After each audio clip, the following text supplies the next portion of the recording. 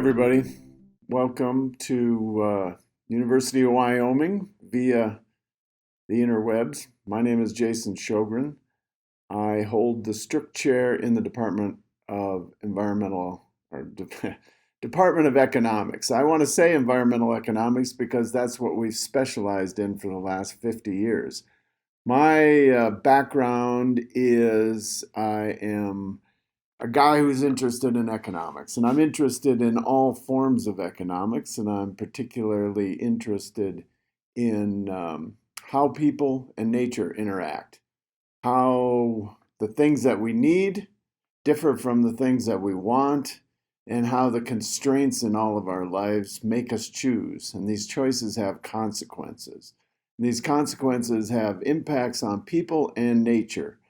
So when we think about how people operate in society with a planet of 8 billion people, and it's a pretty small planet in general, you got to think about how your actions affect everyone else and how all of our actions affect nature, and then how nature affects us. For most of our existence, we spent our time and energy trying to stay alive. It's been the last 200 years when we've been able to, in a sense, overcome nature and be able to get beyond the idea of just daily survival for a good chunk of the world's populations, whether you're in North America or South America or Europe. For some parts of the world, that's still a challenge, and there are still attempts to move emerging economies into more developed economies and to use the natural resources that we have to do that. And all these questions are what economists look at. We look at the trade offs between um, every choice we make because every choice has a cost, every choice has a benefit. And we try to balance these and give advice to policymakers who have to make some hard decisions. And hard decisions are no fun, but that's part of life. And economics is right in the middle of them. Myself, I've worked in the White House, I've worked for kings, I've worked for the United Nations, I've worked for local governments, I've worked for state governments, I've worked for regional cooperatives. I've done a lot because what I'm trained to do and what I can do pretty good now after 40 years is help people understand all the trade offs they have to make and some of the hidden costs and benefits of the decisions they make. So, if a governor wants advice on what to do about a coal fired plant in Wyoming, I can lay out the pros and cons, and then it's up to them to make the hard decision. And that's what you learn here at the University of Wyoming. That's what you learn about trying to make these difficult decisions when you're overwhelmed. And economics is a tool that allows you to try to sort things out into knowable, understandable categories that allows you then to make hard decisions, not easier, but at least more informed. And with the idea that the more information you get allows you to change your opinion rather than changing the information to meet your opinion, okay? So there's a big distinction there that what you try to get through a university education, and especially here, and especially in the economics department, is to understand how to process that information so that you have better opinions about the trade offs we all face in our decisions. What I want to talk briefly about today is the work that I've done over the years on climate change economics.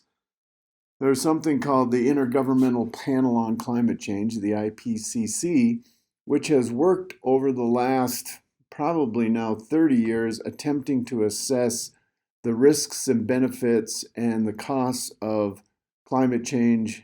Not so much, there's different categories, right? There's the natural scientists who work on understanding the climatology.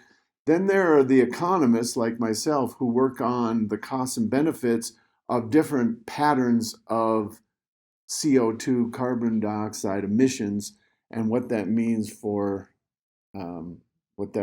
economy, what that means for your life, what that means for the risks you face, what that truly means for your children and their children, because a lot of these climate impacts are going to happen at some point in the future.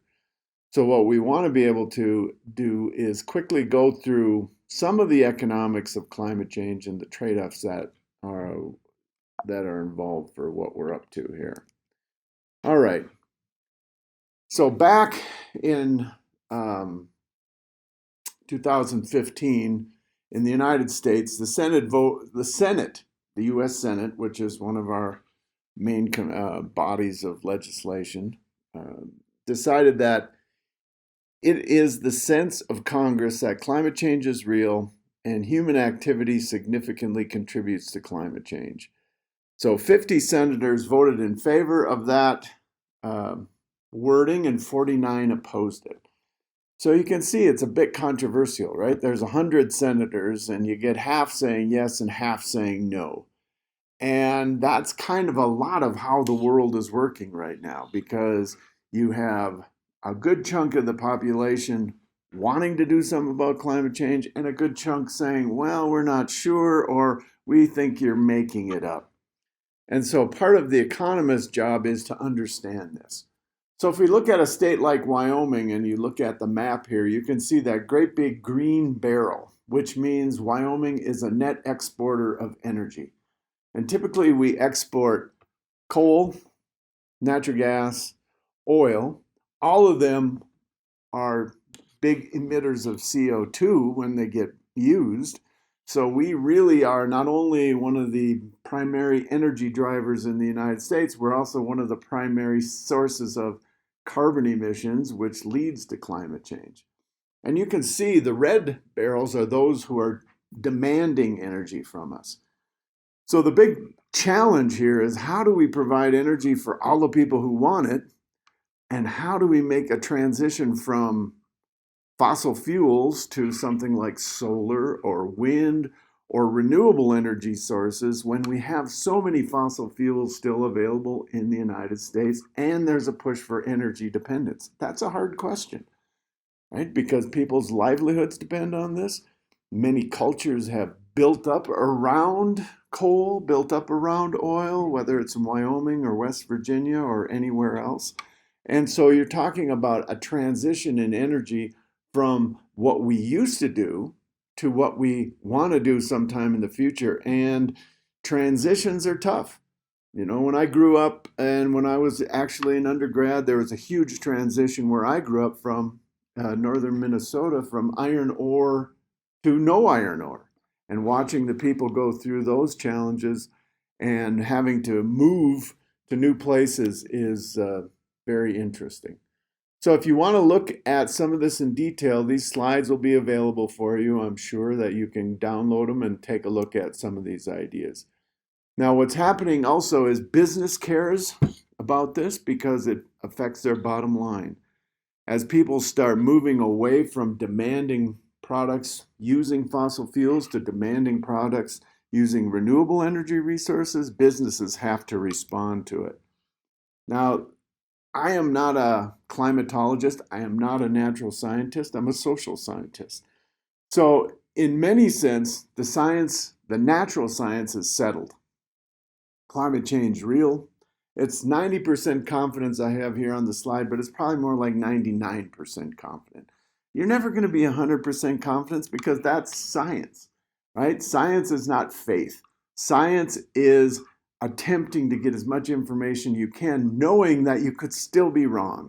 So you could be 99.9% sure, but a scientist will always have that 1% or 0.1% idea that, well, maybe we made a mistake somewhere. That's just science. So the Earth is getting warmer. Warming is very likely caused by human activities, and the warming is likely to continue for centuries to come. Okay, so who agrees with this? Well, basically everybody who is a scientist, whether it's the American Academy of the Advancement of Sciences, the Geological Society, the Physical Society, the Meteorological Society. Now, what economists do in all this is take that science in some sense for a given, and we think about planet insurance. How are we going to make choices given that the natural science is saying there's a risk out there? How are we going to allocate resources, whether they happen to be mitigation, the reduction of carbon, adaptation, how we build seawalls, or how we build and change our buildings to um, impact or to reduce the impact of climate change, whether they be wildfires or more hurricanes or more tornadoes, right? So we can make adjustments, or whether we have insurance markets. So if a bad event happens, we can get compensated to try again. So economists really, when we talk about economics, what am I talking about? I'm not talking about business. I'm not talking about finance. I'm talking about creating well-being through exchange of goods and services. That is really what drives economics. And market forces and non-market forces allow us to make those exchanges, but that's a lecture for another day. Okay, so what economists are talking about here are being advocates for economic efficiency, which means trying to improve everyone's well-being. Doesn't always happen. Sometimes you have to make policies where the winners win and the losers lose. And you look at those trade offs, and that depends again on some of the political decisions that have to be made. So we're interested in what's breaking down with climate change. Is it the market?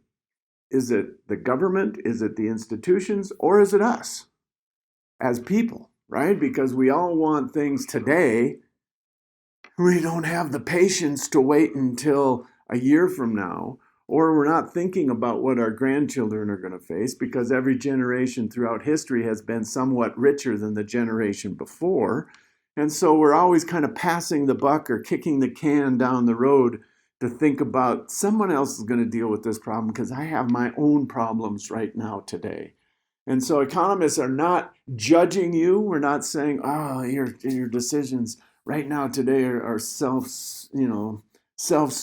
and selfish.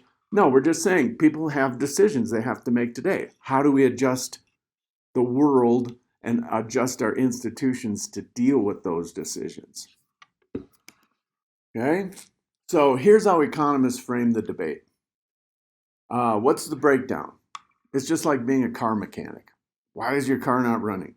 The same thing goes on here. Why is climate change an issue? What are we doing wrong here? Where's the market not accounting for the costs that we're imposing on all of society by me driving my car today to the grocery store instead of riding my bike, right? Or me leaving my lights on extra long because my daughter can't sleep in the dark. She wants lights on because she needs the lights. Well, somebody's got to fire up the coal-fired electric utility to keep those lights on a little bit more. So it's all these little decisions that add up. So why aren't they being priced out in the marketplace?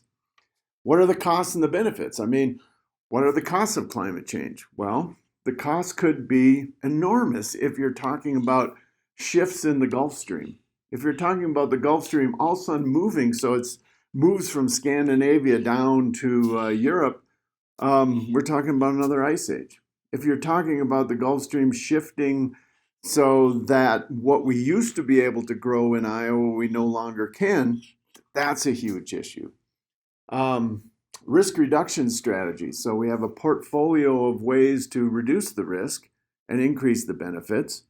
And how do we think about that portfolio, whether it's mitigation, adaptation, insurance, collectively done, privately done? How do we all make these choices? Policy tools. How do we try to get people to do the right thing? Here's where economists get the reputation of being curmudgeons or lemon suckers, as President Clinton called us one time. The idea is that should we wait for people to do the right thing at the right time at the wrong price? Well, we might, according to economics, we might be waiting a long time. And so we spend our time as economists trying to get the prices right. What does that mean? It means putting a tax on carbon. So you actually pay for the carbon you're emitting, so that you start thinking about, when I make that extra drive, well, that's going to cost me a little extra money. Maybe I should ride my bike. If I turn on the light, well, that's going to cost me a little extra money, so maybe I could figure out a night light, not just a big light. So the prices send a signal to you that you have a cost of your actions.